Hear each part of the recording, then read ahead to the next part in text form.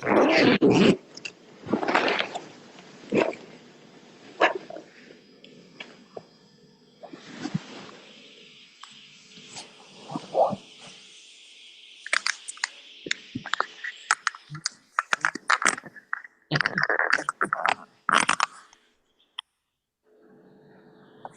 don't know how many people are here. Good afternoon, everyone. Hello, Betty. How are you? Hello, Sita. We're fine, thank you. I can't Hello, stay the Alberto. whole time today because I have to go to ceremonies this afternoon later. So for the King's birthday. So I'll only be here till I think 2:45. I'm sorry, no, 2:15, 3:15. Okay, I think we can Sorry, start. 2:15, yeah. Okay. We're on Sydney time, so it doesn't mean anything to us anymore. So anything you would like to start with, Betty, as you have to leave early?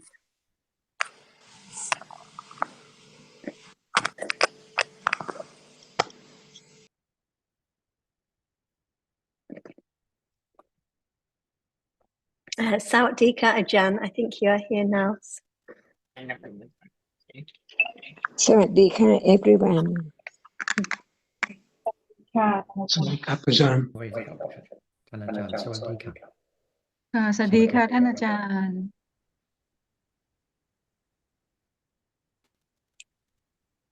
Okay, let's start. Does anyone have anything you would like to start with? Sita, do you have anything you'd like to start with?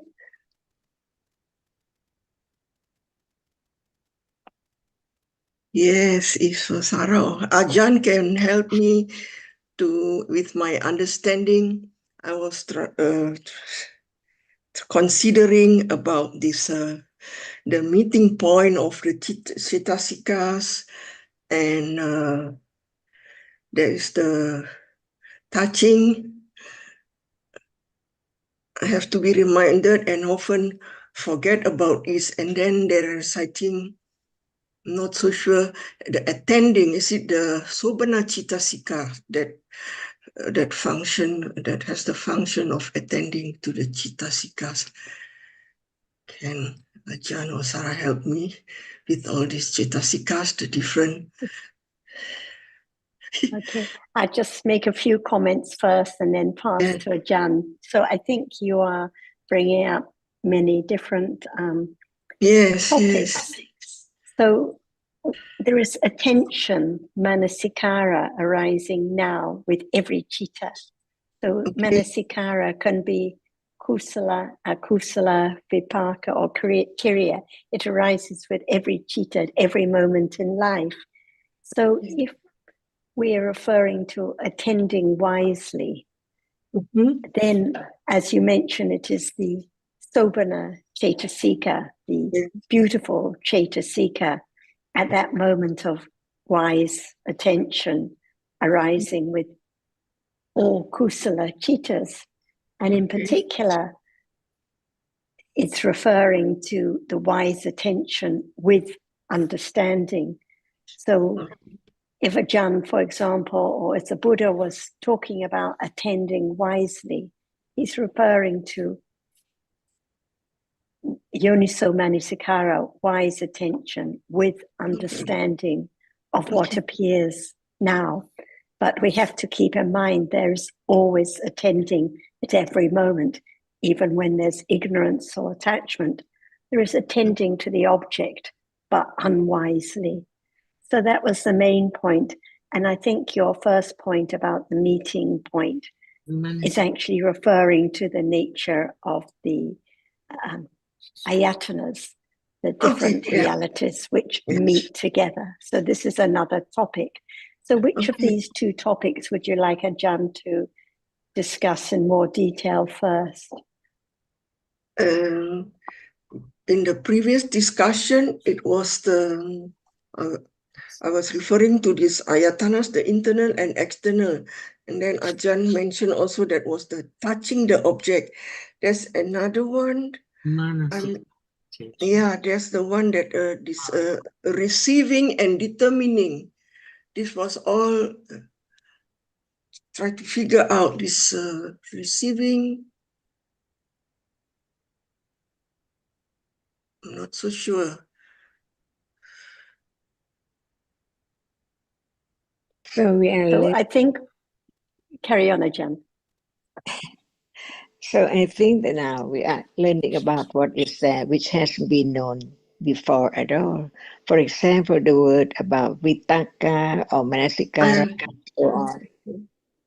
They all are real, but they are different. And Yes. with all the teachings of the Buddha about the subtlety of each reality, how can it be known? Because they are there and then gone instantly, each moment. But in order to let go the idea of self or someone at that moment, seeing, thinking, liking, or whatever, we have to learn about what are there to learn more that each one cannot be taken for the other one or cannot be taken for someone or something at all. Is that right? Yes, yes, Ajahn. Let us learn to understand a little more of the truth of what is there as it is, because they do not appear as they are at all at any moment. Yes, There is yes. seeing, and seeing is not known, but that which is seen is now appearing, and there Yes. is attention to that object. Otherwise, it seems like no experiencing of that object at all. For example, there is seeing right now, and we are talking or just attend to the door at the front, no attention to seeing at all. Even there, seeing all the time. That's why we learn to understand why what is there cannot be taken for anything permanent at all. We need one word of the truth of what is there, one by one, to begin to see that it cannot belong to anyone at all, because it's there only when it's there. But when something appears, like now, what is seen appears, but when sound appears, it's not that which is seen appear. Different moment. Learn to understand how quickly Yes. whatever is there gone all the time, different ones. So how can it be known what is what, which is which? Because they arise together, perform their function, and then gone. That's why we learn to understand the reality which now experiences an object, be Yes. true to the truth, an object at a moment. So how can it be something like a doll or a flower, a desk, or a table at all? That is the idea about that which is seen, not the moment which sees that which Yes. thought about as something. So manasikara or attention is one reality which arises with each moment. Citta experiences the object. Citta experiences the object. It's the function of citta, the chief of just experience object. But without the other mental factor or cetasika arising together, nothing can arise at all to realize, to experience what is there. That's why we learn to understand the nature of what is there. That it's just conditioned, no matter it's the reality which experiences or the reality which cannot experience. It's there because it has a reason by condition. And what are conditioned for different characteristics? For example, condition for the reality which experience the object and the condition for that which arises but cannot experience. They must. That's why we learn from the very beginning what are the reality which experiences the object in different ways or different quality or different manners, different aspects. For example, seeing is there. there is feeling towards that object we see, unknown, because what can be known is only one reality at a time. At the moment of being pleasant, the pleasant feeling is there, see, not manasikara or pasa, anything else. That's why learn to understand what is that in a moment, little by little. And manasikara is one reality which is there. And when it does appear or show up at all, no thought about it at all, how can there be the understanding that it's there any moment of experiencing what is there, visible object or hardness? There must be attention. But when there is the word about please, attention, be attention, see, attention, please, attention, please. So there must be the reality which attend to the object. Only that object to be known, but in truth it arises with any moment of citta experiences the object as just perform the function of that attending to the object, see, not feeling the object or not memory the object. Okay. Thank you, Ajahn. It's always necessary to be reminded, lost, astray, and then now I got it again. It has to be reminded every time. Forget so fast. Thank you, Ajahn. Because only seeing is there now, and we think there's no attention to it. But in truth, it's there with seeing. See how subtle it is. Yes. A little more subtle to let go the idea of something, or I, or someone. Little bit. Yes. Thank you, Ajahn. Thank you. That is attention to any moment, Yes. the object.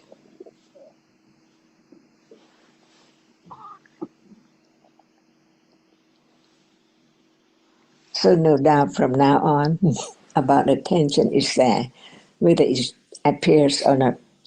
Otherwise, it's just learned about it that it's there performing its function as attending to the object, while citta just experience it, and sanya remembering it, and feeling feels it. Yes. Yes. Thank you, Ajahn. Always to be reminded is necessary. Always forget.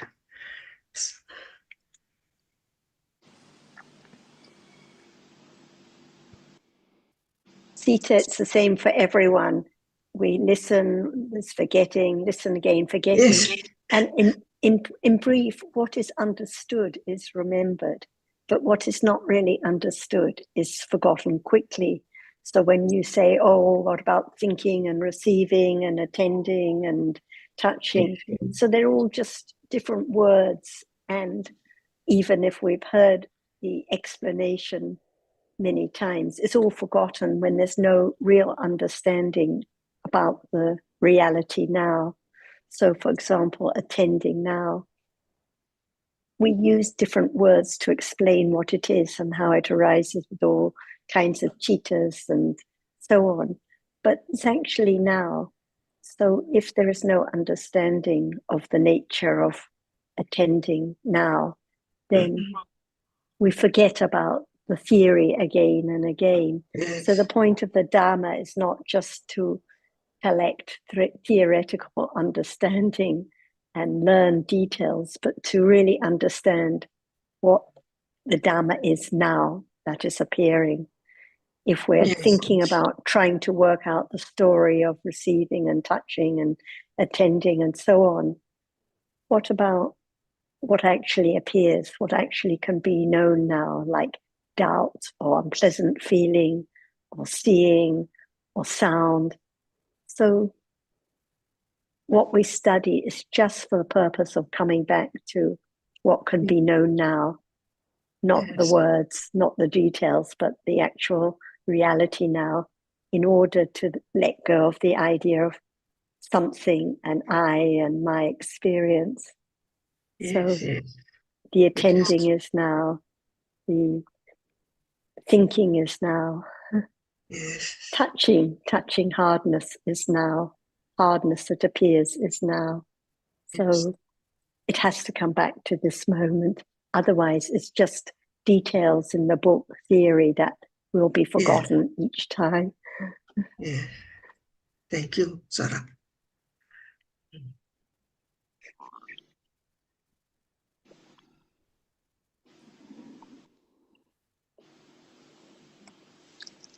And even at moment of saying yes, attention is there too. Yes. So each moment is there. For now, we don't talk about what is seen, but as soon as we talk about it, attention's there. What is seen? Each moment. Yeah, it's very subtle. Thank you.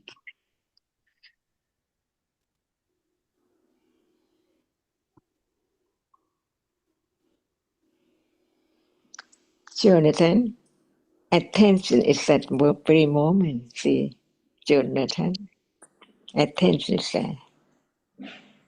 Yes. Moment.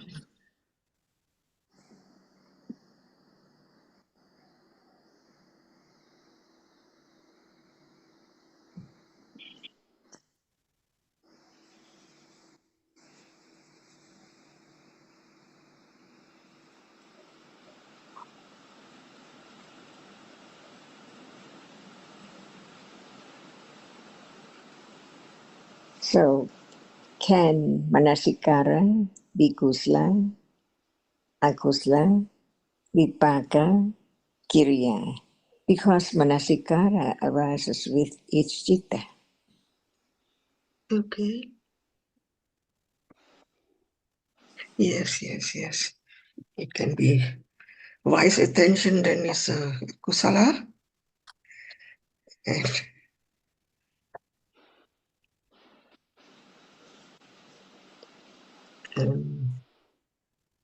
And when it's vipaka, is it kusala? Can it be kusala? Vipaka, the result. At moment of seeing, it attends to the object which is seen. And seeing is vipaka. And karma condition, the moment of seeing, citta and citasikas, all of them. Okay. And Ajahn, that is the vipaka. And then in between there is also the vitaka and the vichara, yes? That's why when citta is vipaka, conditioned by karma, karma conditioned citta, and also all citasikas arising together with citta. Okay. The moment, all are vipaka. Okay. Thank you.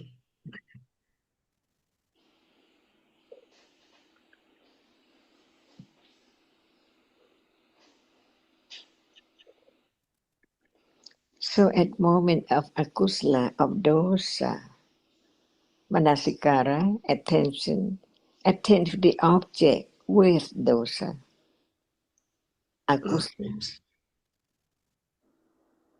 Okay.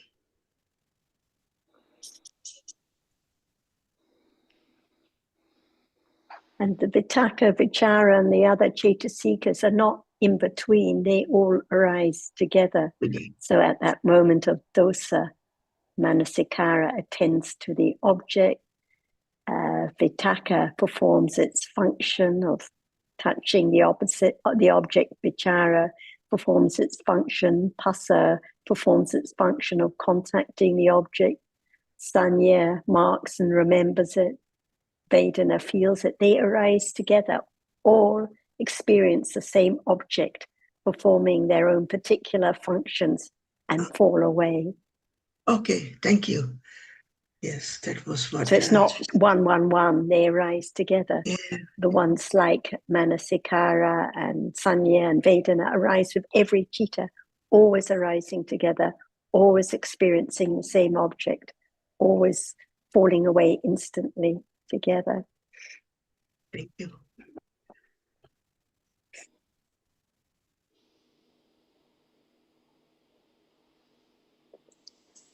Is it now? Yeah, it's clearer now. Oh, Clearer now, right Ajahn. now. Thank you. Mhm.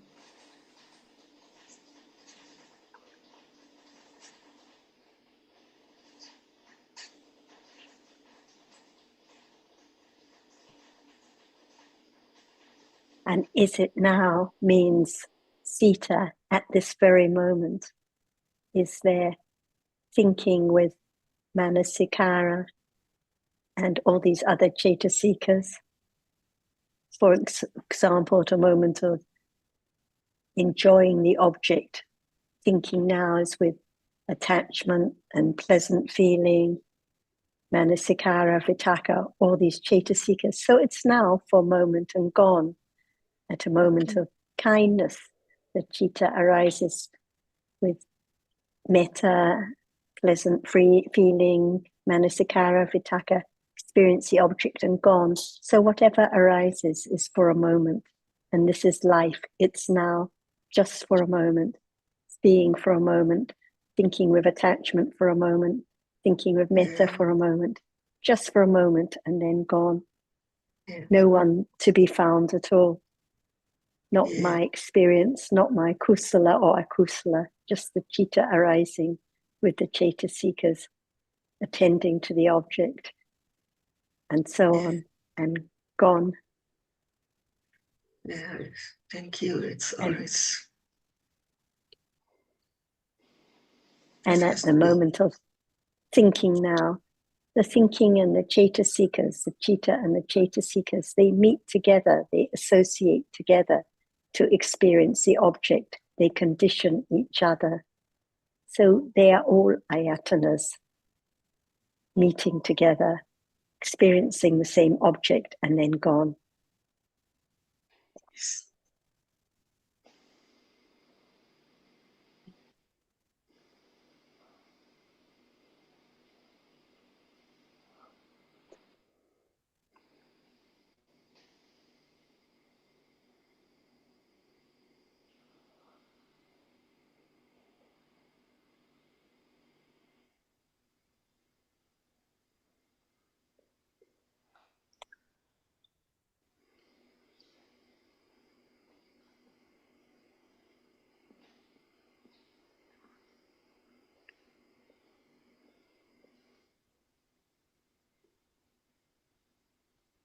I was impressed the other day when we were in Bangkok. At the beginning of one of the discussions, a friend has some misgivings about why we always talk about now, and maybe why do we object or not think it's just the same to go to follow a meditation practice, for example, and this and that. And Ajahn just asked, what is there now? What is there now? Because without understanding what is now, there will always be doubts and misgivings and wondering whether we should be somewhere else, doing something else, or whether there are some other paths or some other ways or some shortcuts. So that's why what is most precious in life is to hear and understand what is now. We can learn and talk about the theory in the Abhidhamma text. We can learn Pali. We can learn perfect pronunciations or translations. But what about the understanding now? So I appreciate it so much that Ajahn always, no matter what the interest, what the concern, always emphasizes what is there now, because nothing else actually matters at all. So when we're thinking about all these different details and all these different Chaitasikas and so on. But what is there now? Is there attending wisely or unwisely to what appears now? Is there anyone who can do anything, or just the seeing now, the attachment now? And it doesn't matter what the reality is now, because it can be understood as Dhamma. It doesn't belong to you or me. It's conditioned to be just the way it is. If attachment arises now, no one can stop it. It's arisen already by conditions and gone. If metta arises, it's also by conditions and gone. There's no use in having expectations or minding at all, because it's just the way life is at this moment. And just understanding what can be known now is what is most important. It's the only way there can be firm confidence. No one to do anything, no other path, no other way at all. Just the development of understanding at this moment. Yes. Thank you. Thank you.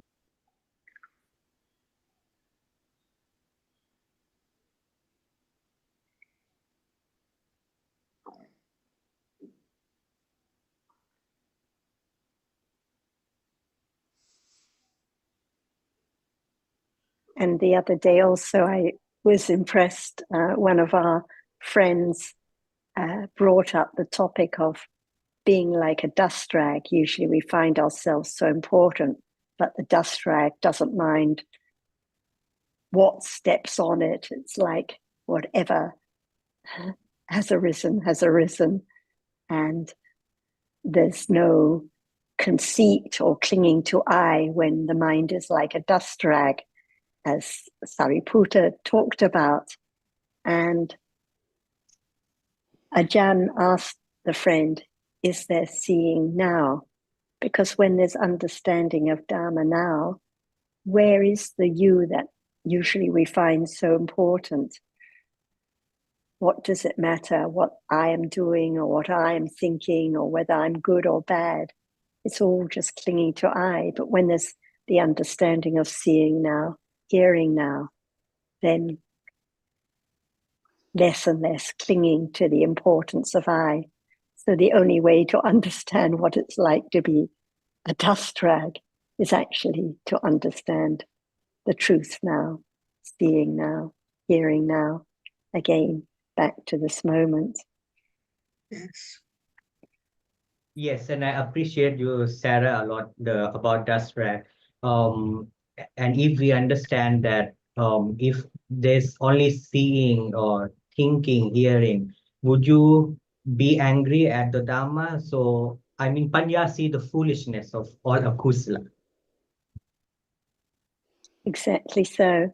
But of course, it has to develop little by little. So we can say how ridiculous it is to get angry at what is sound or what is visible object. And then by conditions, anger arises because the tendency hasn't been eradicated. So it's conditioned to, and there can be understanding then and there.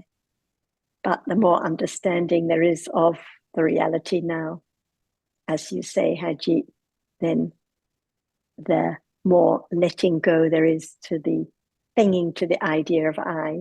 And it's because of I's importance that there is anger at what someone said or did, and so on, all out of ignorance. So, like you, I appreciate these reminders a lot. And we were glad to see you at the foundation the other day too, Haji.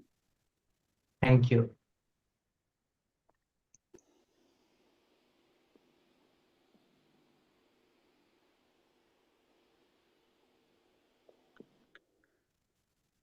Does anyone else have anything they would like to bring up? Does anyone else have any question or topic? Alberto or Zhao or anyone? Yeah. Alberto, carry on.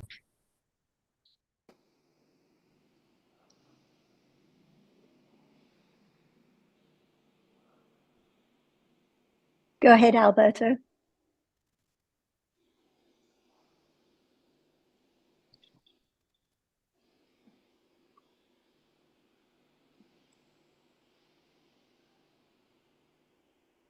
Alberto, we can't hear you now. Go ahead.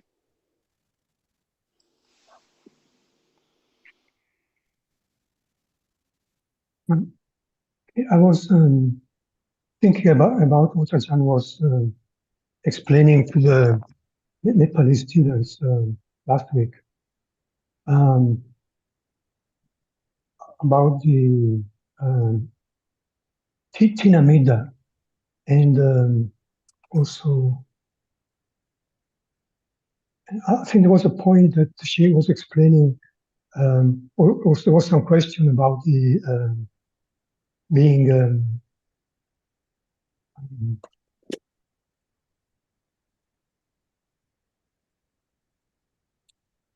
not always arising with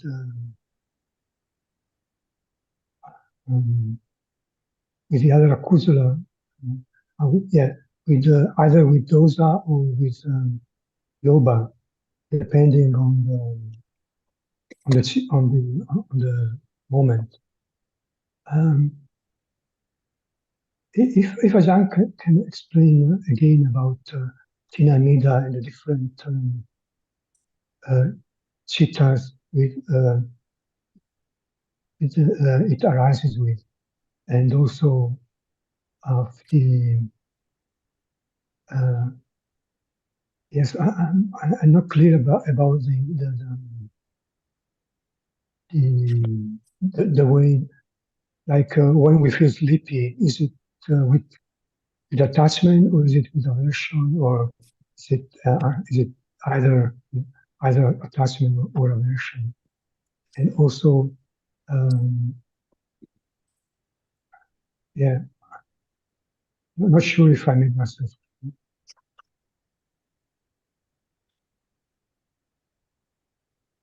on the it's a tasika which arises when we feel like sleepy or tired, even just tired, and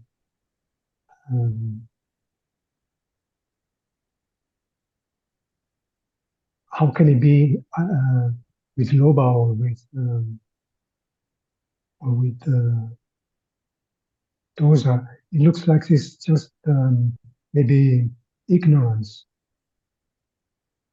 So I was just asking whether it's possible to have this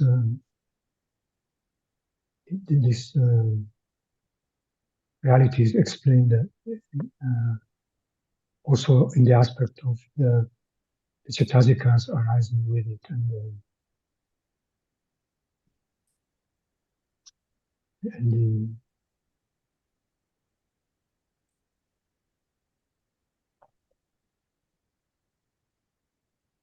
I'm not sure, too sure about.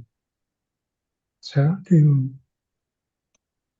Well, just do in you- very brief, the Tina and Mida, which are the sluggishness, the sloth and torpor, such as when one is sleepy, but not just at those times.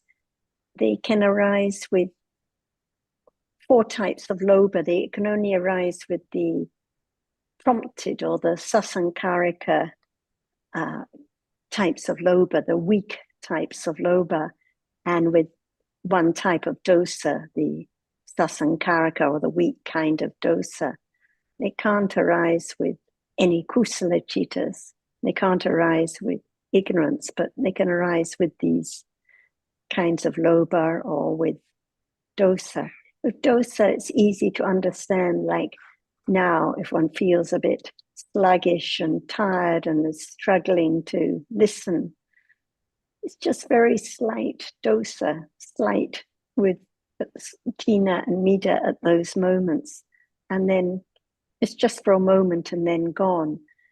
Or when there is weak kind of attachment, but it's sluggish. It's not strong attachment with strong, pleasant feeling. There can be tina and mida with that lobha. And for example, maybe there's the opportunity to help others now or to ask a question, but because of the sluggishness with attachment, then no conditions for the kusala chittas to arise, to speak kindly or to be helpful in some ways. But I'm sure Ajahn can give more detail. Let's talk about what is there in the day to learn that each moment is different by conditions, and we don't understand each moment as it is unless there can be the word of truth which says what are there to make each moment different. For example, the sasankarika or asankarika. The difference that the asankarika is stronger than sasankarika, but it depends on the plane of citta as well.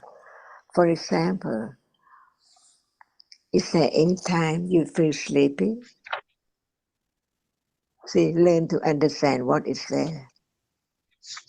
To understand whether why the other moment is different. Is there any time, even now, be sleepy?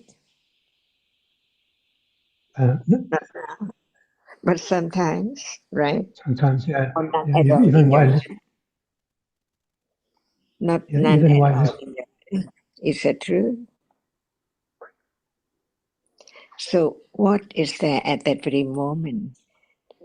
Do you feel very earnest to do something, to make it finish and so on, to finish it, or what?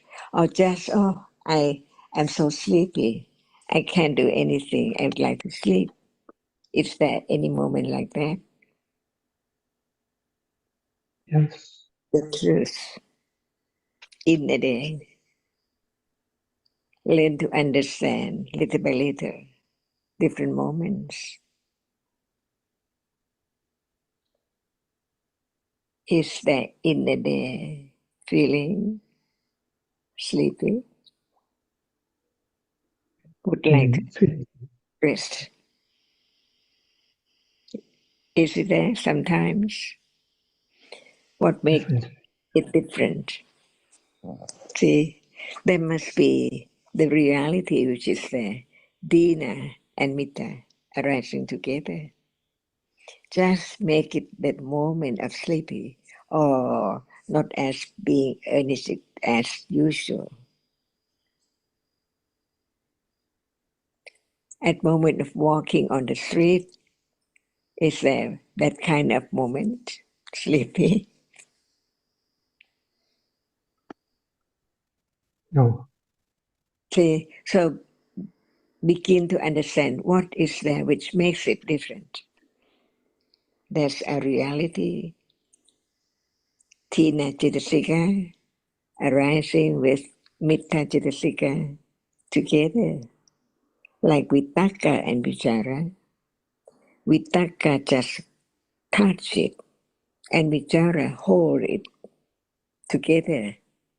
And Tina is that, as you have the word in English, explain about the quality of it, and Metta is there too.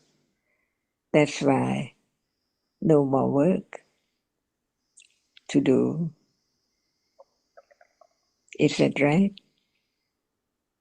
And when you are bored, see, you read many chapters of the book on Dhamma, about 5 hours is the moment of just enough. It's enough. At that moment, is it kusla or akusla?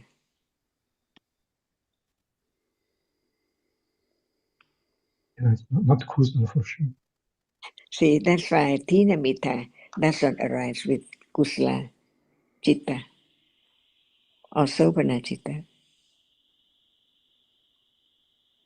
To learn to understand what is there in life and different realities arising together by conditions. Nothing can be done. It cannot be changed.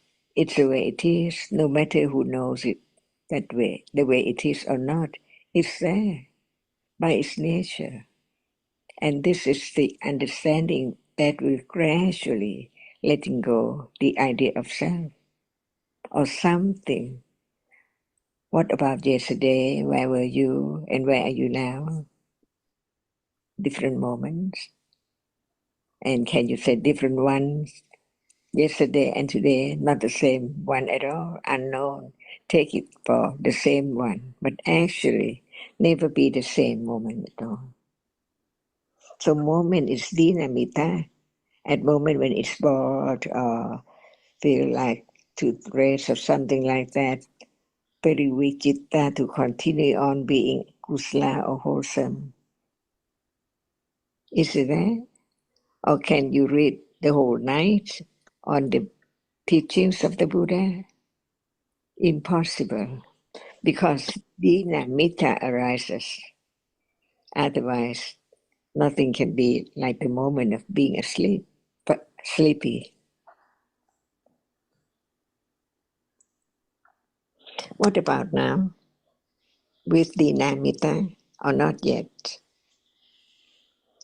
No one can make it arise. Only conditions for its arising. It has to arise. Learn to understand different dhammas without naming it. But it has its characteristic and its function. While you are laughing, enjoying, is that dinamita? No? Like that. See, laughing, enjoying, is that dinamita? Not at all. So when it's there, it can be known without naming it. It's there. Such reality appearing, but as it's not known, it's taken for I all the time. Even right now, we didn't mention I'm sitting, but at this moment, it's there. I. We need to say out, for sure. Otherwise, who? Otherwise, what?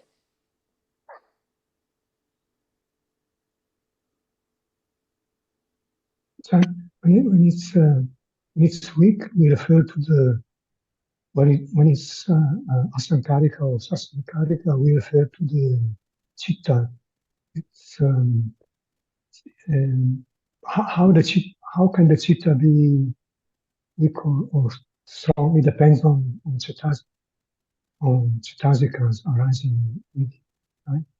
The, um, like with Tinamida, sasankarika. It means that loba is weak, or, or dosa. It's,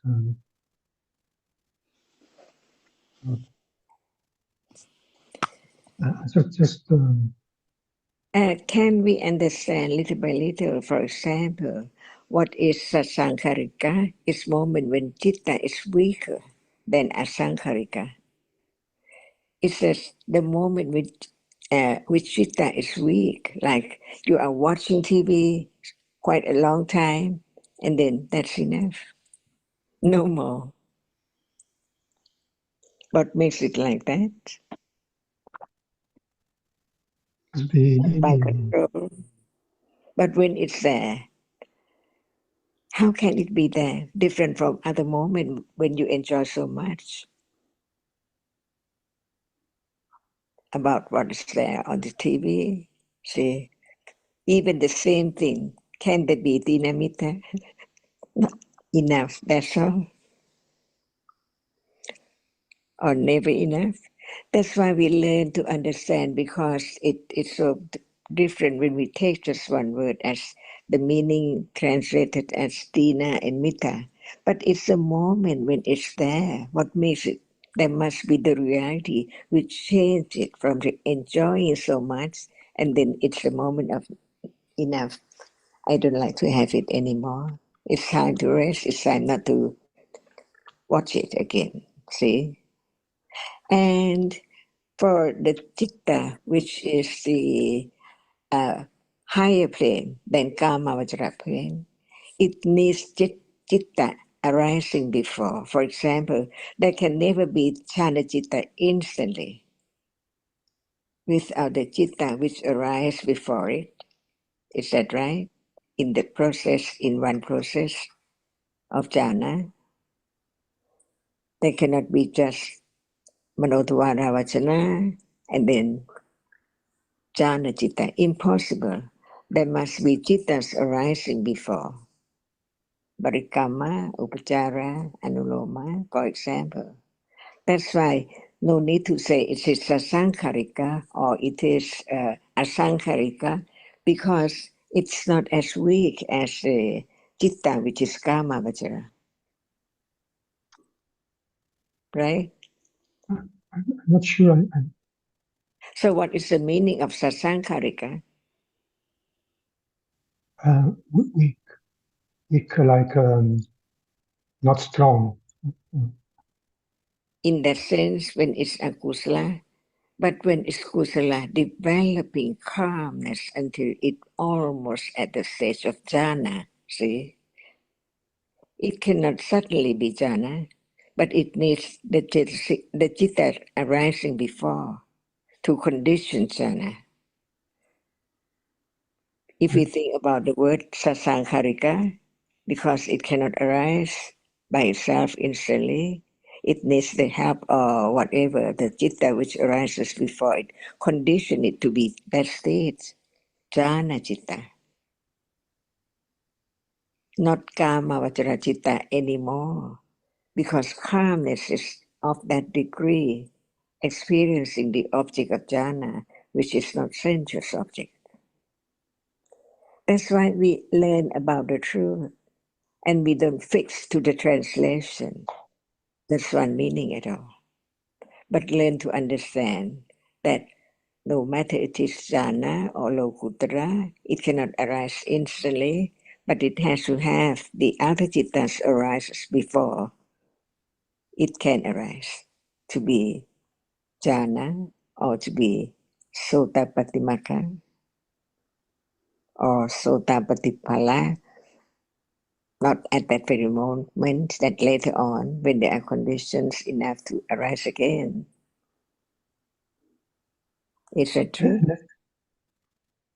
It's because of sasankarika and We don't have to use the sasankarika because it's not as sasankari at the kama vajra citta arising.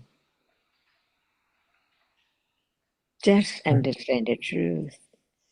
Different words are used, but we cannot apply to all states of citta.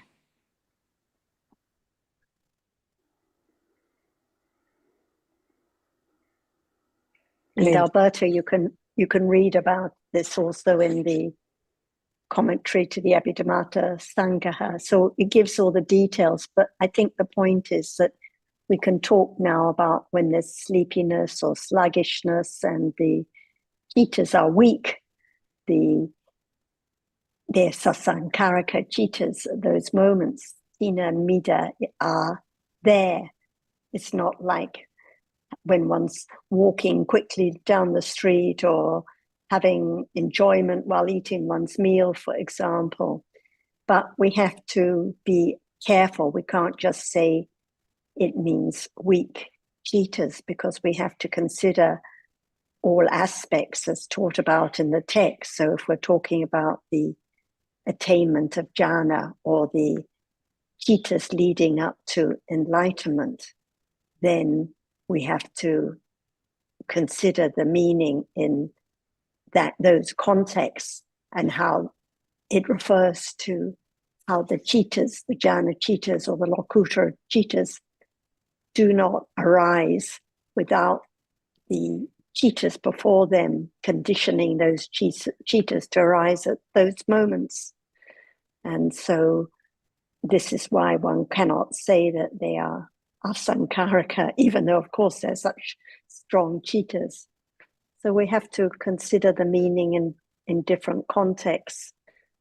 Otherwise, if we just cling to the term or the word, then it can be misleading.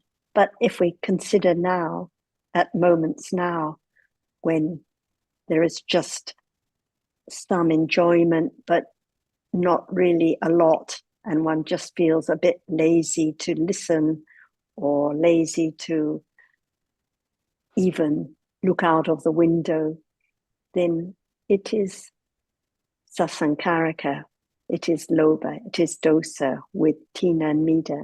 So it's daily life, and it's now so very, very common. So even during the Dhamma discussion, even when watching a movie, I think even walking down the streets, sometimes one just feels lazy to even look properly where one's going or to pay much attention to the people around or the shops, just weak lobha at those moments. So very common anytime. Yes, it's really interesting when Ajahn links the like the Rupa Vachara Citta with the Arupa Vachara Citta, and you can see the connection between the different way they work, and it helps to understand the different all the why is asankarika and sasankarika, and why not asankarika and sasankarika. Or why neither, why it can't, sometimes I think it says like with the jhana chittas, it can't be classified either way. So it depends. That's why at the very beginning she said it depends on the plane. If we're just talking about this sense plane, we can say when the chittas are weak lobha chittas or weak dosa chittas, and there's just a sluggishness or laziness, and one just feels like lying down, maybe even now, then there can be a little more familiarity with what is meant by tina and mida, because they can appear even now. But if we're talking about jhana chittas or lokuttara chittas, it's different planes, different kind of definition.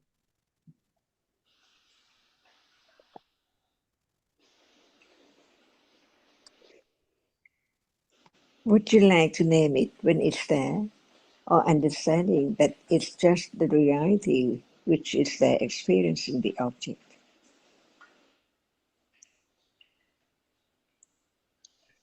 So, Otherwise, it's just trying to understand the word of that very moment. What about when you try very hard to do something very difficult and then you give up? So do we have to think how many cetasikas are there? Are they dinamita or not? Different from the moment when you are trying very hard to make it done.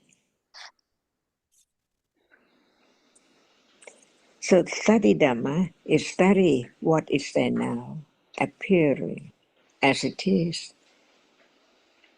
The main point is that understanding the difference between that which experiences and that which cannot experience. Now it's very difficult to understand the truth about that which experience and that which cannot experience. Is that true? Because it's not the moment of developing attention, wise attention, to understand that even it sees, it hears, it thinks, no understanding of the reality, which just experience the object, no matter it is feeling, or remembering, or like, or dislike, no understanding of the truth, just the word. And there can be moment of thinking by condition, it's this or that, but no understanding of the nature of it. So I is there all the time. All the time is that not I think about all the time. That's why what can be known, what can be object of wise attention is only that which is there right now. When we think a lot, keep on thinking from this and to that, no understanding of thinking,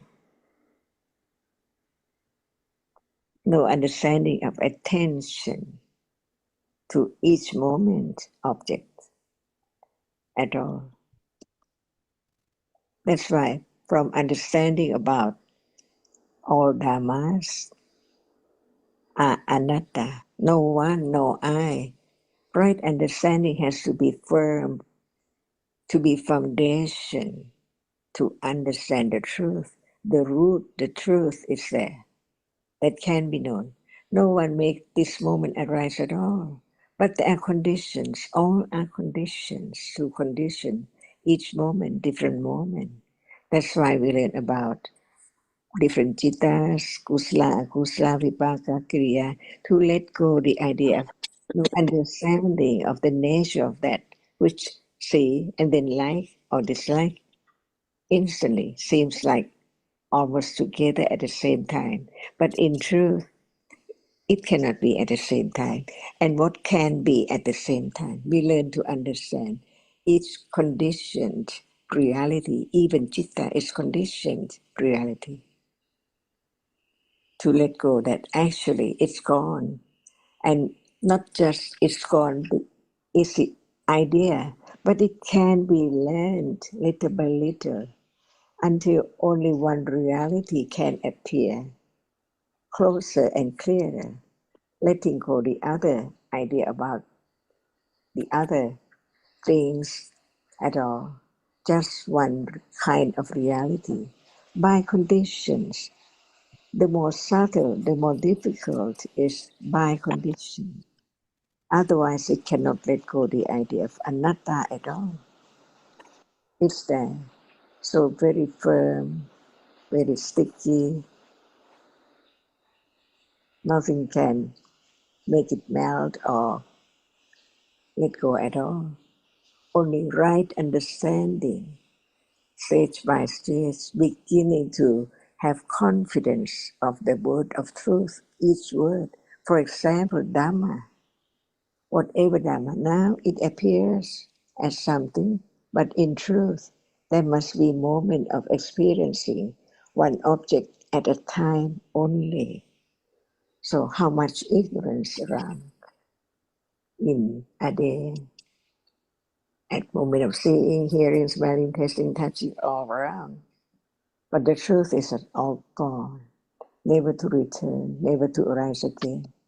In samsara, not just only in this life.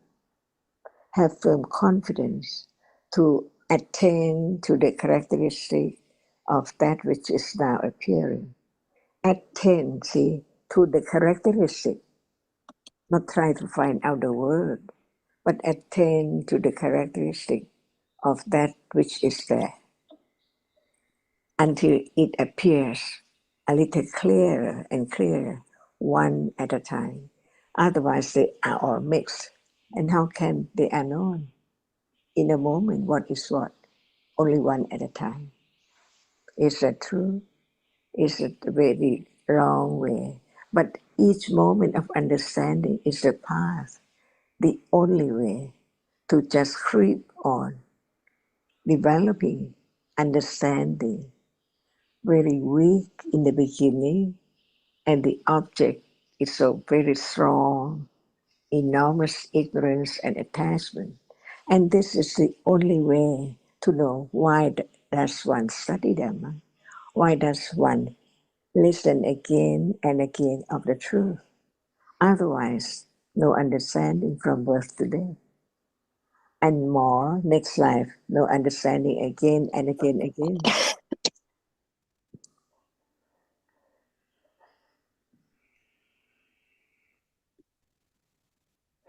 Is that the point of listening?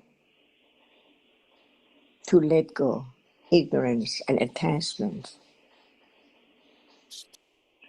hearing, considering, very, very sharp and keen, to condition moment of direct right understanding with awareness of a reality right now, because it's there.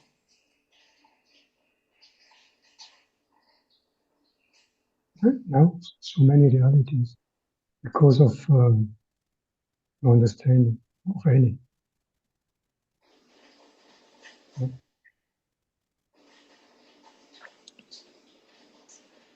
Until there are conditions to attend to a reality right now.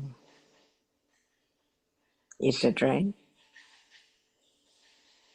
To be truthful to the truth, pariyati, keen enough to condition moment of directly understand what is there. By conditions, not at will. Pop up, suddenly, not clear yet, but it's there, beginning to be aware of what is there. It's the way, but it cannot be at will, only by conditions. So listen again, consider again, wiser and wiser, letting go just a very, very little wrong understanding, ignorance, and attachment.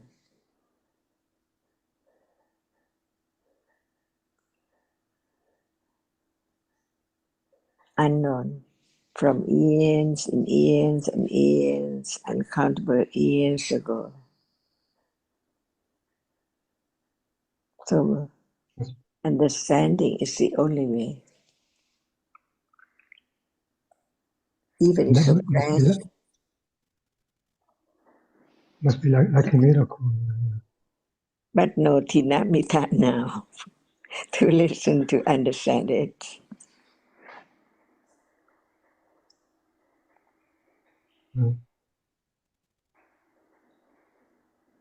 Even little bit of understanding wakes up completely from any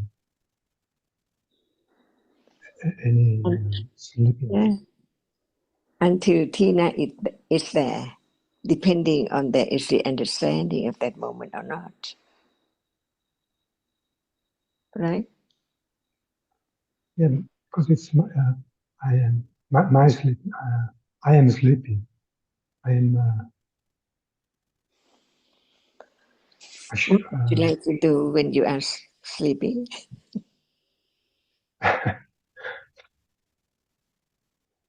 lie down and Say, go to bed. no more listening, considering, attending.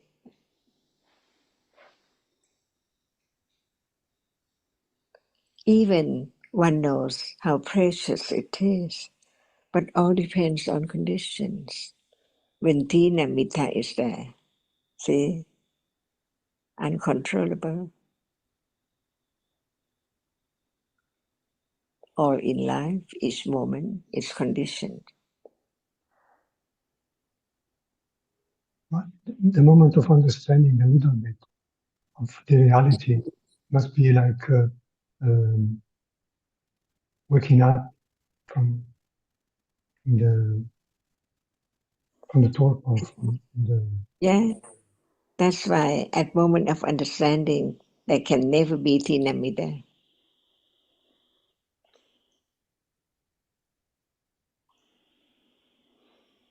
But when Dinamita is there, can there be understanding?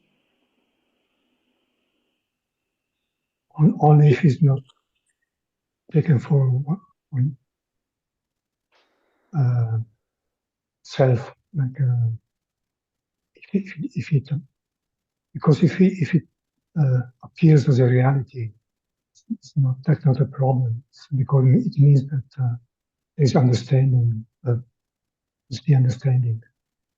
Otherwise, it's just my tina and my my reality, my dhamma. And when Dina Mita is Nivarana, see, it's there to be known, and Panya can understand it, no matter what is there. When Panya develops to the degree that it can understand the nature, the characteristic of a reality, otherwise it cannot be known.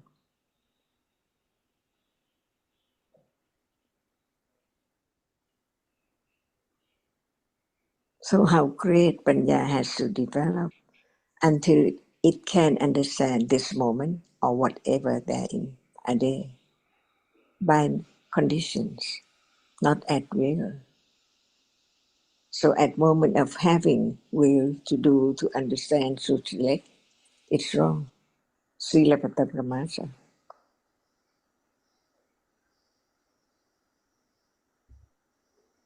More, That's the only way to have more confidence of the truth as anatta. Otherwise, atta is there, never be eliminated. So how can it be eradicated?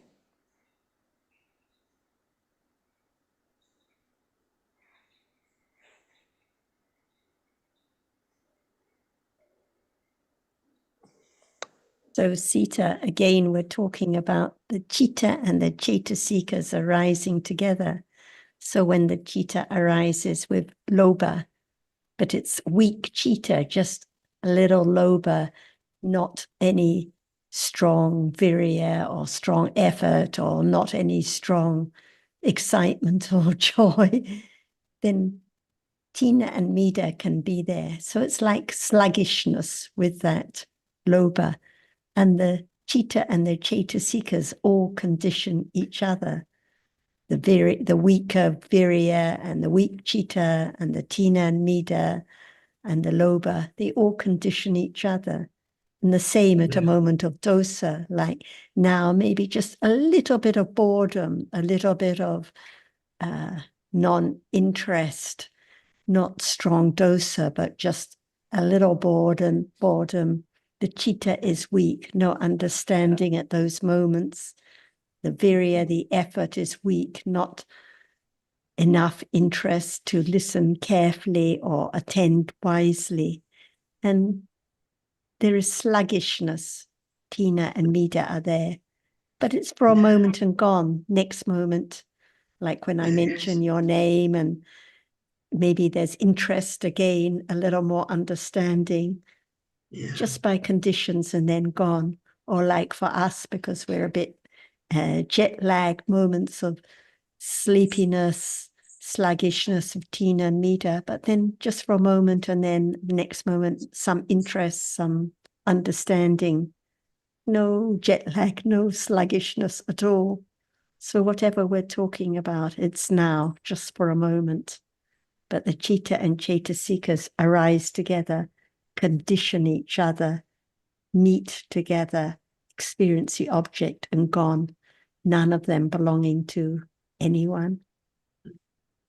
Not my tiredness or boredom or jet lag or sluggishness, just the arising of dharmas for an instant gone.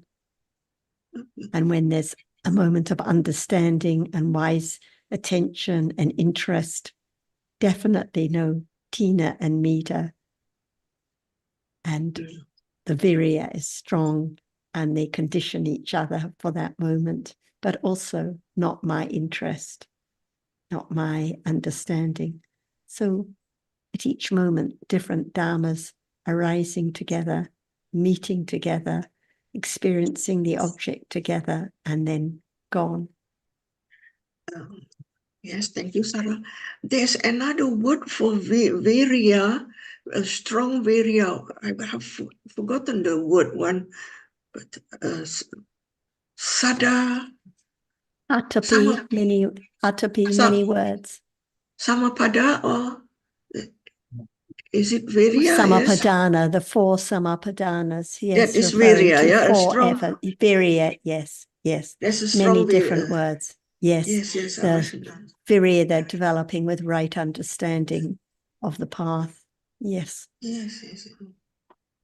But it's now, the virya is now, whether strong or weak, with kusala or akusala, virya is arising now with almost every chitta. Yeah, thank you. This now has to always to be reminded. It is such a split seconds that one forgets on all the time. And the reason for stressing again and again, and Yes. the reason for talking about these different dharmas again and again, like virya or tinamita, is just to understand that they are conditioned, that they are dharmas, not I that can make an effort, not I that can snap out of the lazy or sluggish states, just different dharmas arising unexpectedly by conditions and gone instantly. So no one can control them. No one can observe or focus or do anything because they're just dharmas arising by those conditions and gone instantly. Yes, thank you. So even when there's tina and mita, there is virya arising with them, but it's weak virya, not enough virya for there to be excitement about what is experienced or to be really disturbed or upset about what is experienced. But it's there. Thank you, Ajahn. For 5 minutes ago or 10 minutes ago, Ajahn reminds that I've forgotten my name. Now forgotten. Ajahn was mentioning it is important to understand the characteristic of this chitta and their function. Then one come closer to the truth and understand the reality more deeper, because it's so subtle.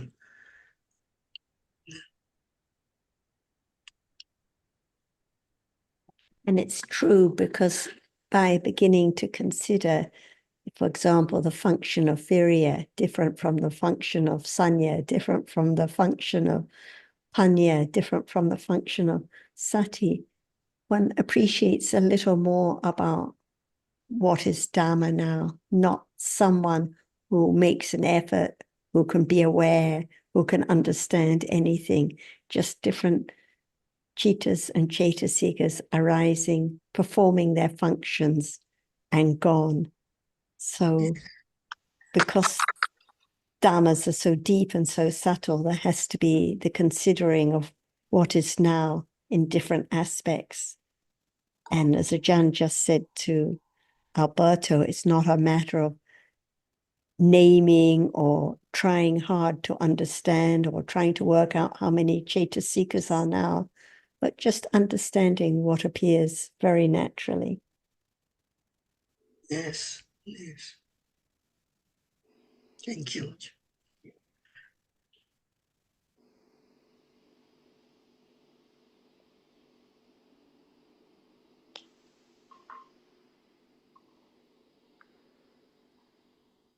Sal, I think you were going to ask a question earlier.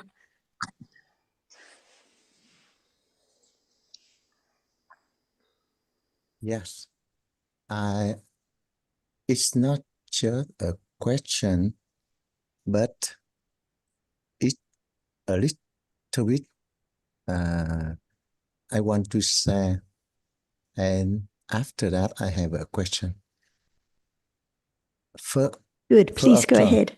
First, I would like to say it's really helpful to me when I heard Ajahn said about the our understanding very, very little, very little. And that's why everything is mixed up. And if we try to find out the difference between their chitta, cetasika, and rupa, and why there's something like you and everybody in the monitor, in the screen. So it makes me so helpful. First of all, I would like to say thank you about this first. And during the Dhamma talk in Bangkok few days ago, I note one point, and now I would like to read this. This is the transcript.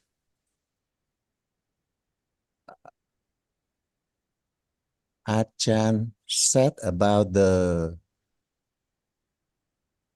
when we talk about anything about our understanding to other who listen and who want to understanding.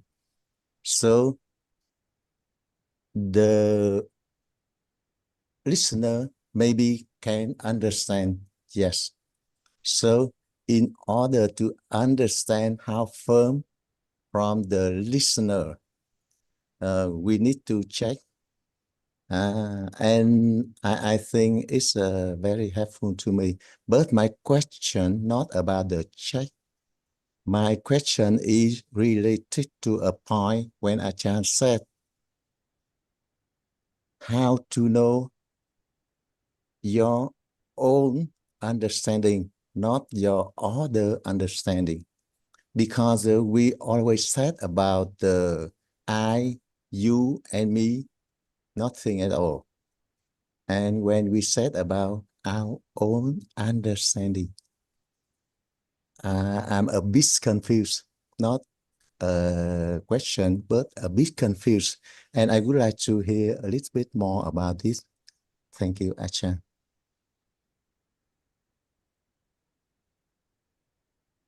No me, no you, no one. So how can we know what reality is there?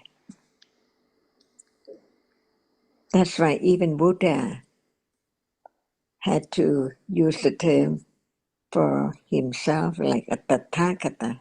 See, not the other, not Sariputta, not Mokkallana.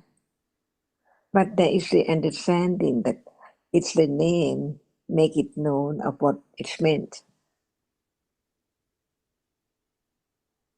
For example, finger, eye, ear, see, make it known. That's what we mean.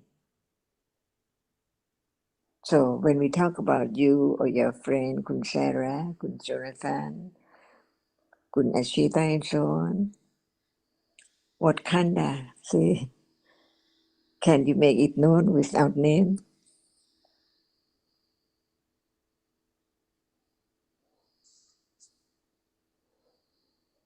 That's why the name covers up the truth.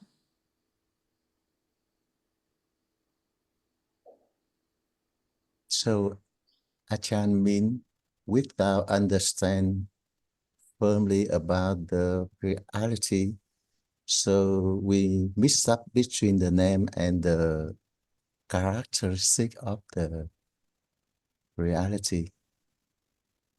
Otherwise, what about sanya, marks and remember? What is what?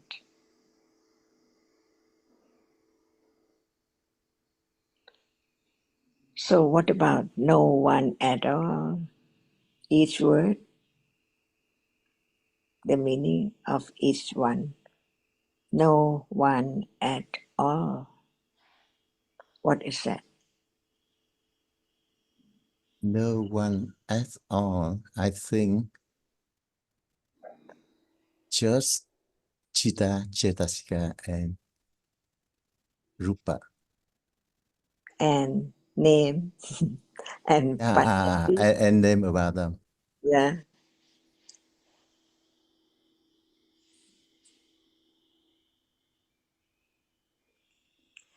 So is there Kunsara? See the word? Yeah, Con- Achan. So when Achan asks, is there Hunsara? So if I answer because the understand about the reality is very little bit, so I see a little bit there there. Hunsara. But a little bit is there.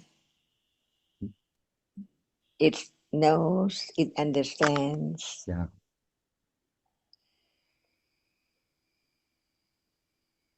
So we just talk about what is there in life in a very, very split second moment.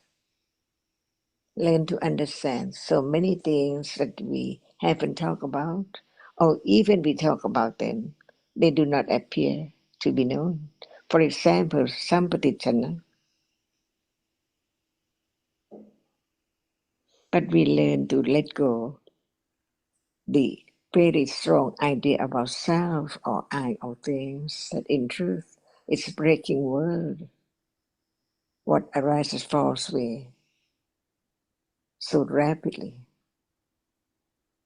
And that can be directly experienced by way of nimitta.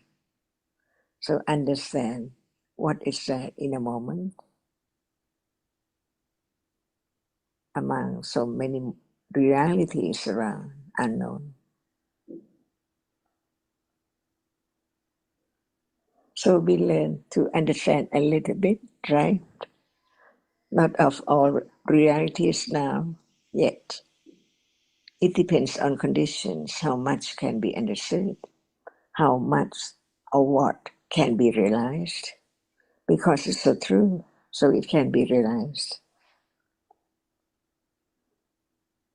That's why there are many stages of understanding. Pariyati, Patipatti, Pativeda, Satipatthana, Vipassanayana, Ariya Satchadama.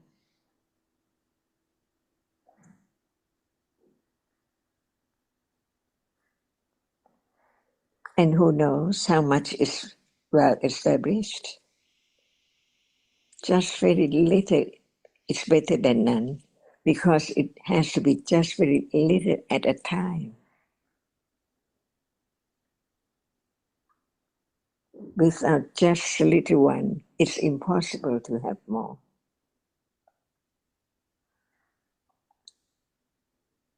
So it works its way, it develops its way. Who knows? Because no one at all.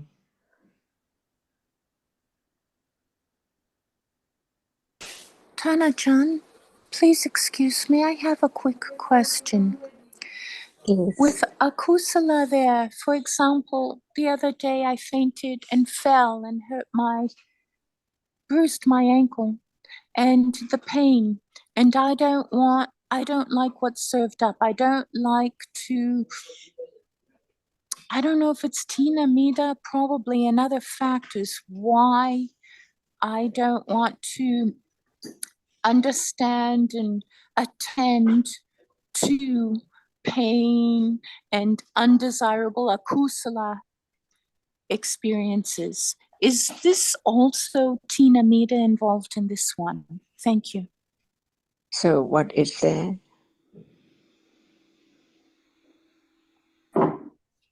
Pain. No. Pain. What Dukkha. is that? What is that Domanassa. thinking? What is that thinking about pain and tinamita and so on? Oh, well, that's just conventional reality, just thoughts, concepts. If it's not known, there must be condition for thinking about everything on and on and on, non-stop. From tinamita to other word, to other object, to other subject, to other topics, and so on. Not understanding what is there now. That when it's there known, no word, but no wrong view, no ignorance at moment of understanding what is there as it is appearing to that level of understanding. Otherwise, it just not stop thinking about this and that. Never be known.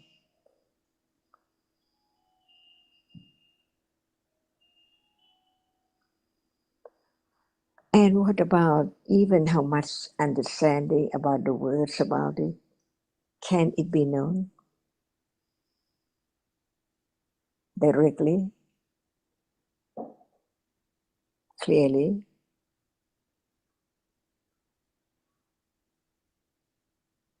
If this moment is not known clearly, or a little more about its truth, how can there be the understanding of that which we are talking about, which is not there now? Or even it's there, just talking about it, can it be known?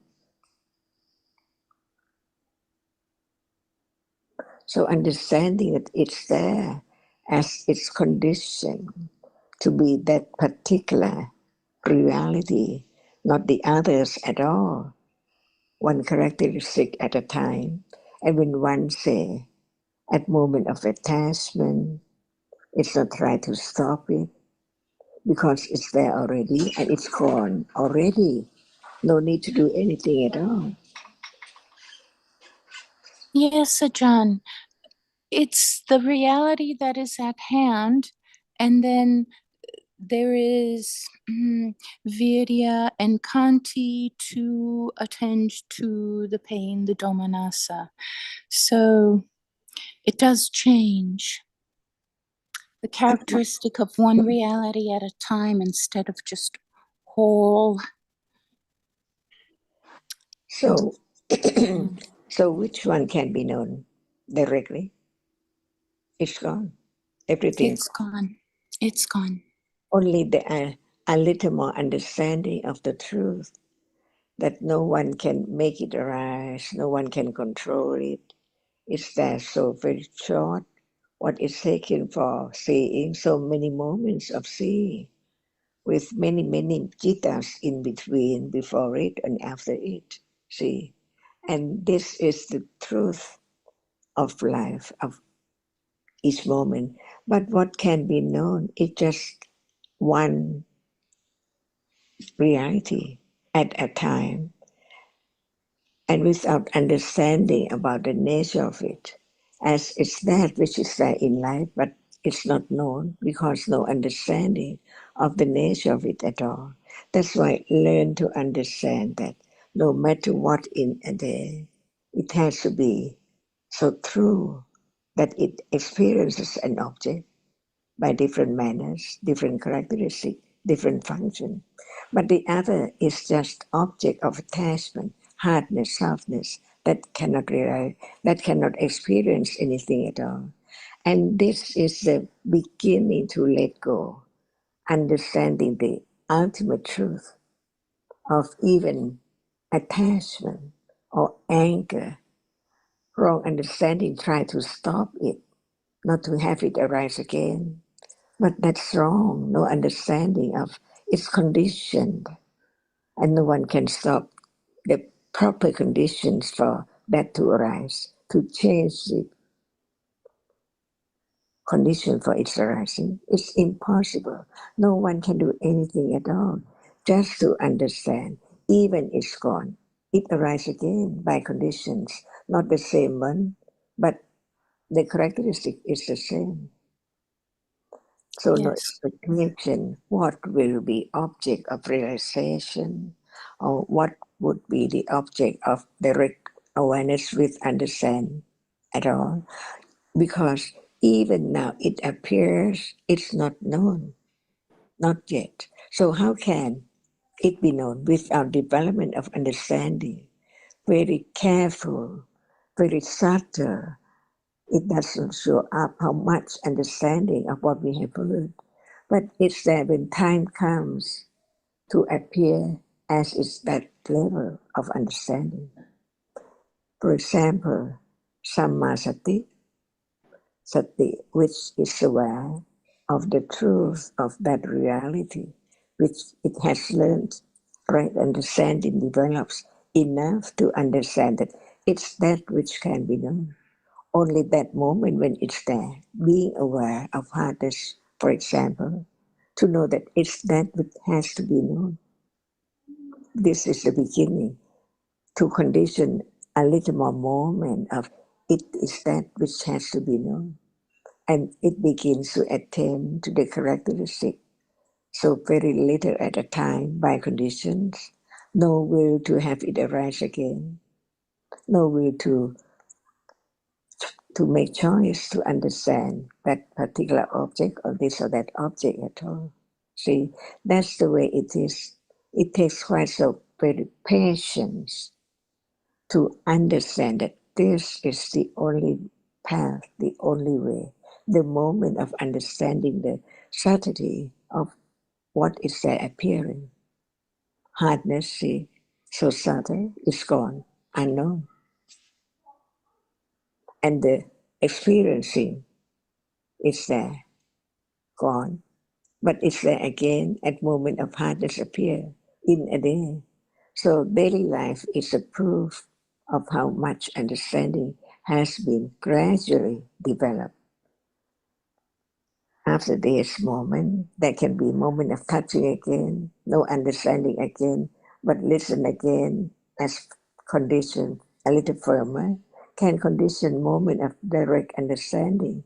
Just that has to be known. It's a reality which will condition attending to the characteristic, begin to attend again.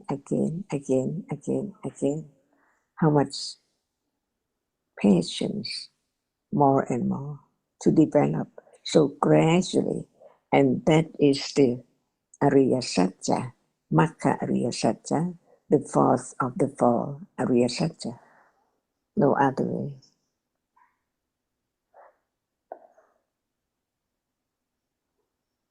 Is that true? Just have Satya to the truth. Yes, yes, it's true. Bit by bit, beginning again over and over. Yes, Ajahn, it's true. Thank you.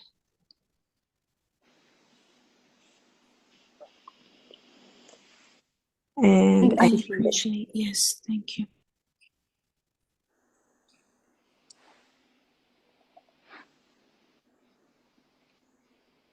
Thank you, Ajahn.